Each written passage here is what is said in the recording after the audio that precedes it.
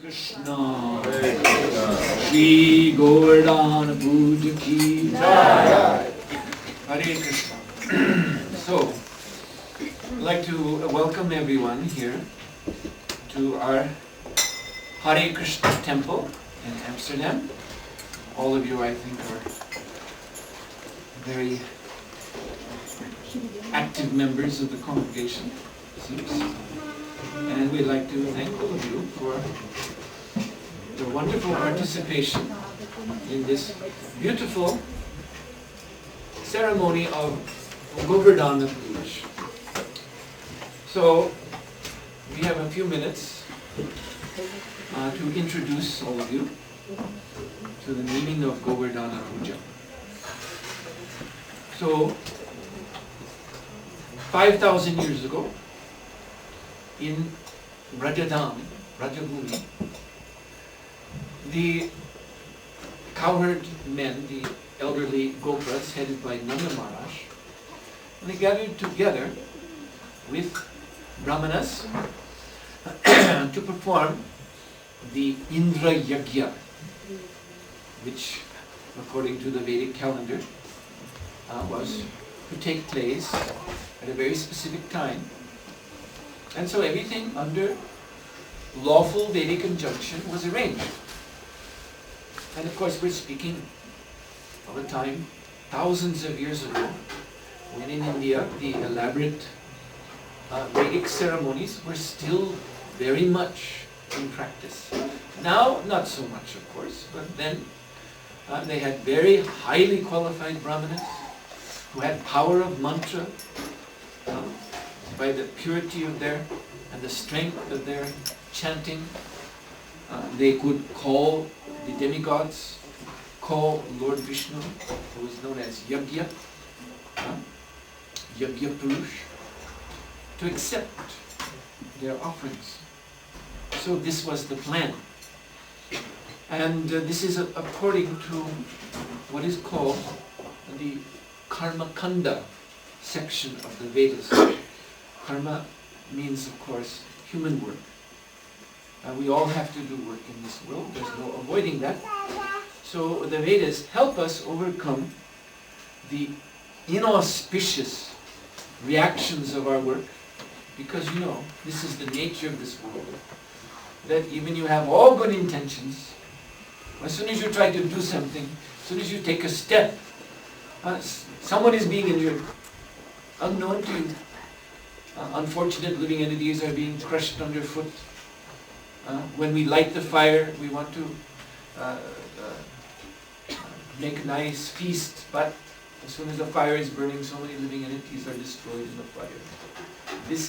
And we have to pay for this. This is karma. There's a debt.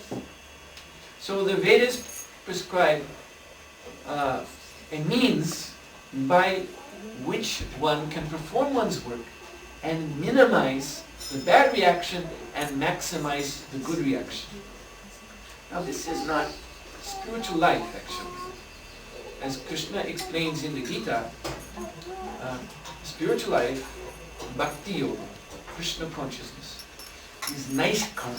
It means, as Prabhupada explains, neither punya, neither pap. You know these words? Punya means, we say piety, good works. Works that lead to a more auspicious material situation. And pap, of course, means sin. But we become degraded by sinful activities. So those who follow the karma, and this is also evident in other religions outside of India, Christianity, Islam, Judaism. They're also concerned very much with karma, with good and bad deeds. So everyone's trying to maximize good results and minimize bad results, but this is material still. This means one is still caught in action and reaction. Nice karma means no action, no reaction. There is action for Krishna, but no reaction. So when Lord Krishna, who at that time was only 7 years old, came to know that his own father and the leaders of the Vrindavan community were considering to perform karma kanda ceremony. He thought, but we can paraphrase what Krishna thought. Not in my dham, not in my abode. Because Vrindavan dham, Vrindavana Ramyastane Divya Chintamani dham, this beautiful song by Srila Narottam Das Thakur is describing that Vrindavan is a transcendental place. It is made of Chintamani. Chintamani means spiritual stone, spiritual gemstone, which has the power to fulfill all wishes. It is not an ordinary place. And so everyone's wish who lives in Vrindavan is simply to satisfy Krishna. So Krishna was thinking, why they go to Indra? Indra has no position. So Lord Krishna began to speak 7 years old, and speaking in a very clever way. He actually was speaking as if he was preaching the atheistic Sankhya philosophy. Actually he was not, because his explanation was all in terms of the Dham. But he was saying, we're coward men. What do we have to do with Indra? We depend on the land. We depend on the Govardhan mountain. We depend on the nice grasses and the flowing streams coming down from Govardhan and the medicinal herbs that our cows can graze there, and thus they give very nice milk. So you should take this paraphernalia that you have gathered for the Indra Yagya and simply worship Govardhan.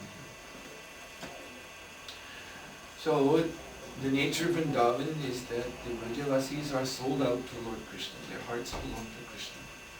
So even though Krishna was only 7 years old and speaking in this way, everyone accepted. There was no argument. A little bit of argument, but Krishna very sweetly he put aside all objections. That the simple Vrajavasi state agreed, yes, we'll do this. And so all of Indra's paraphernalia was used in worshipping Govardhan Hill. And it was a very, very splendid festival. And everyone was overjoyed with transcendental ecstasy. And everyone was fed. Even the lower creatures. This is essential in Govardhan Puja. Big feast, wide distribution to everyone. Such a wonderful festival. This is Krishna consciousness, Prabhupada used to say. Dancing, chanting, feasting. And Prabhupada said if you get a little tired, then take a snap. So such perfect blissful life. And the origin of this lifestyle is Vrindavan now. But Indra,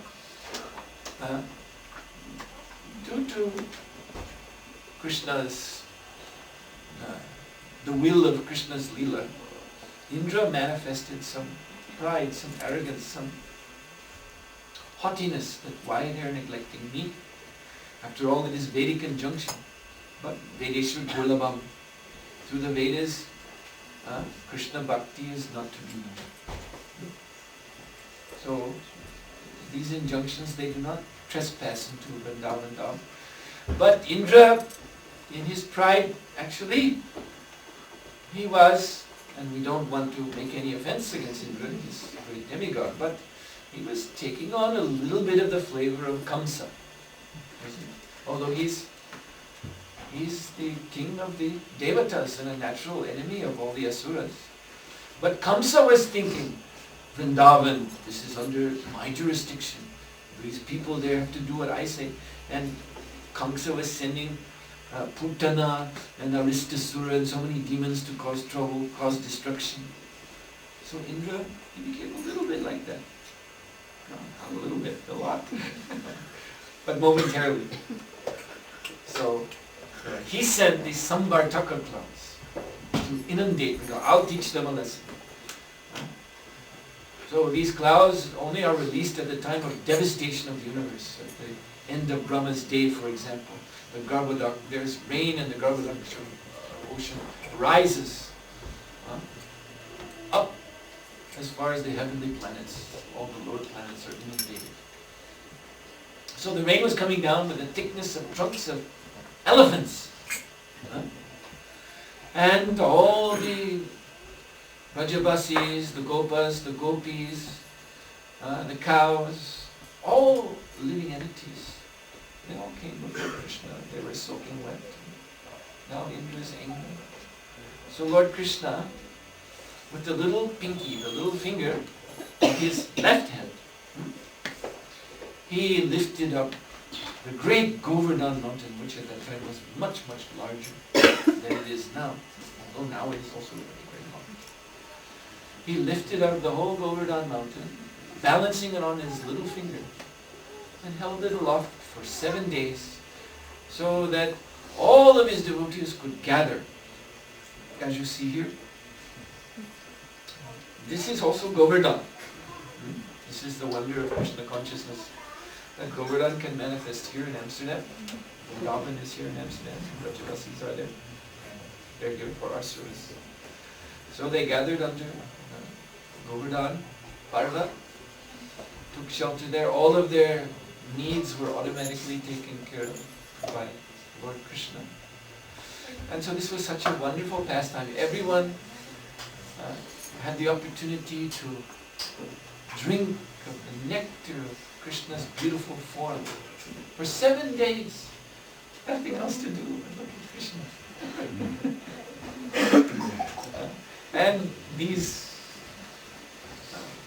clouds of devastation, they were also blessed. They could also have darshan of Krishna. But that's the difference. When the asuras, when Kamsa sends in Putana, Janukasura and so on and so forth, they're killed by Krishna. But the Samvartaka clouds, they're Indra's weapons, so to be respected. So Krishna did not directly contradict the weapons of Indra, just like Garuda also. When he was stealing not stealing, he was taking by his might, he was taking the pot of nectar, and Indra fired his Vajra, his lightning weapon. It struck Garuda's wings. Garuda didn't have to. But this is a weapon of the great King Indra, king of the demigods. Let one feather fall to show my respect. So Krishna also, he showed some respect. He could have, but he didn't destroy Indra and his clouds. And so the end of it was, after 7 days, Indra's, he understood the mistake he made. The sky cleared up. Surabhi, the Kamadhenu, actually from Goloka Vrindavan, but manifested in heaven for the benediction of all the demigods. She came down to perform Abhishek, which we will be doing, for Lord Gopal. And she declared, she proclaimed that, Krishna, you are the real Indra. Because actually all the laws of nature, all of the Shaktis, they're under your ultimate command. And Indra is also your servant. Indra may be Indra. Indra means king, but Krishna is Mahindra. You see, he is the origin of so many countless Indras in so many, many universes. That power, that majesty of royal authority has its repose in Krishna. So she proclaimed, Krishna, you are the real Indra. And Indra himself appeared there. And he bowed down at Lord Krishna's lotus feet very humbly and offered many nice prayers.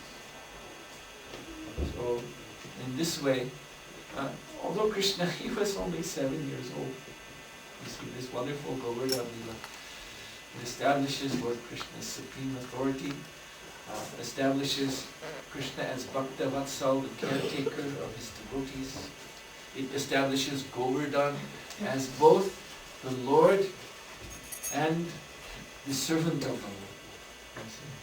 Govardhan is also a great Bhakta, great devotee, because he's serving Krishna. But he is also Krishna himself. So many wonderful insights into Krishna consciousness are made manifest in this Govardhan Lila, which we are celebrating today. Oh, we have 5 minutes. We're going to keep very tightly to the schedule. We have 5 minutes. Are there any questions at this time? Preliminary questions. Yes. Yeah, I have a question. What is because this Govardhan Puja, is it every year after Diwali, one day after? Or is there a connection between these two? There's no, we can say, technical connection between Govardhan and Diwali. Diwali is associated with Lord Ramachandra's Leela and also Lakshmi ji, the appearance of Lakshmi. So this is a wonderful Vedic calendar, so many holy days, one after the other, so many festivals are there. So, yes, devotees, we like to party. That is a natural inclination in everyone to have a celebration, a party. So, the Vaishnava calendar provides so many opportunities in Krishna consciousness. Anything else? Alright then. So once again, I'd like to thank all of you from my heart for coming here and participating in this auspicious Govardhan Puja. No one simply cannot imagine the blessings that Lord Krishna is bestowing on everyone here just by taking part. So thank you again. Shri Govardhan Puja ki jai, Shri Gorditai ki jai, Prabhupada ki jai, Gaur Premanande.